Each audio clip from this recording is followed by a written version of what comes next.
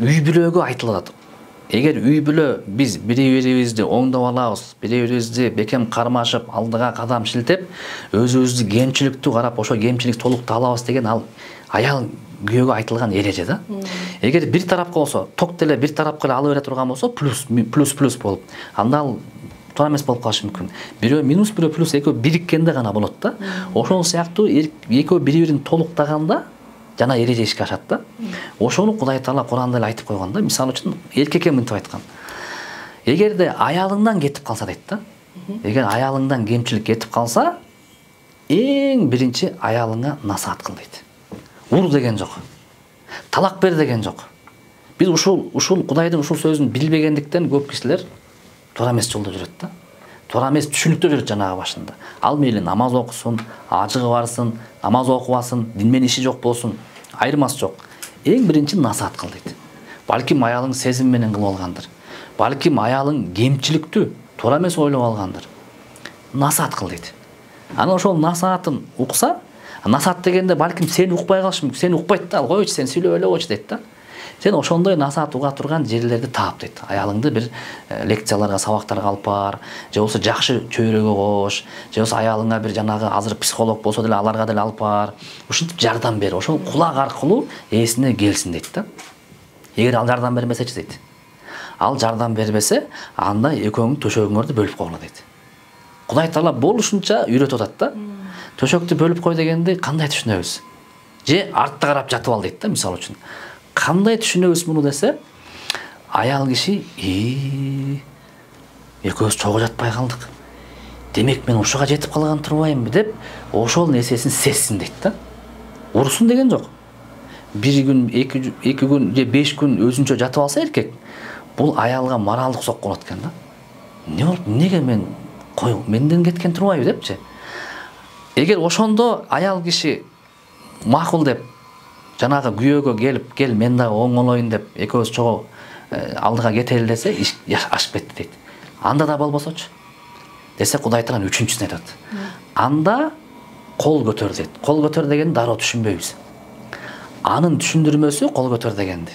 Сындыр деген сөз эмес. Сиз айтканда мурдун кес деген сөз эмес. Ур деген сөз эмес. Кол көтөр деген, кол көтөрдү деген ат болсун дейт, заты болбосун дейт. Анын алымдар айтат. Бир кичинекей эме бар го, жанагындай салфетка. Салфетка менен эле мындай дейт да. Же болсо кичинекей бир мындай чүпөрөк менен эле мындай урду деген ат дейт. Ал психология жактан алганда, Курандын психологиясы. Менин күйөөм мындай кылчу эмес эле. Ушуга жетип калдыкпы биздин үй бүлө? Демек менден кетип аткандар деген нерсе келсин дейт. Баягы сезимдери жоголуп, акылына келсин дейт да. Ушуну азыр биз түшүнүп алганбыздагы урусун дегенди биз дароо физикалык дейт. Ал жакта антип айтылган эмес. Кимде ким ушуну бир жерин сындырсын, бир жерин кессин деп Куранда айтып атат десе, ал Кудайга жалганчы болот да. Мунун маанисин алымдар түшүндүрөт. Бул аты гана дейт, зат эмес дейт да. Анткени ошол нерсе аялды ойлондурсун дейт. Ал дагы болбосочу дейт. Ал дагы болбой турган болсо, анда кыз тарап, аялың тараптан туугандарды, эркектер тараптан туугандарды чакыргыла дейт. Ошолор силерге чечип берсин дейт.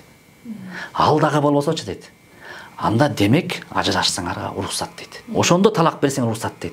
Ушулардын баарын айтып келет да. Ушул этап менен кетиш керек. Аялгачы, эгер күйөөңдөн кетип калса, анда бул деген эмес. Дароо жакындарды чакыр деген Кудай Таала. Аял киши сабыр кылсын деген эмес. Бул деген сабыр кылсын дегенде кандай? Майда бараттар албетте, бирок чоң жанагындай эркек тараптан зомбулуктар келип аткан болсо, анда биринчи эркегиңге насаат кыл. Болбосо бөлүнүп жат деп аялга айткан эмес. Ал эркек айткан, эркек сен сабырдуусуң. Ушунун баарын ашып өткөнгө сенин күчүң жетет. Анткени мен Куранда сени камкор дедим аялдарга деп. Аял сен жумшаксың. Сен дароо жакындарды чакыр деген. Ошолор ушул зордук зомбулукту тоссун деген да. Бул Кудай Таала ушу эркек аялга берип койгон насааттар.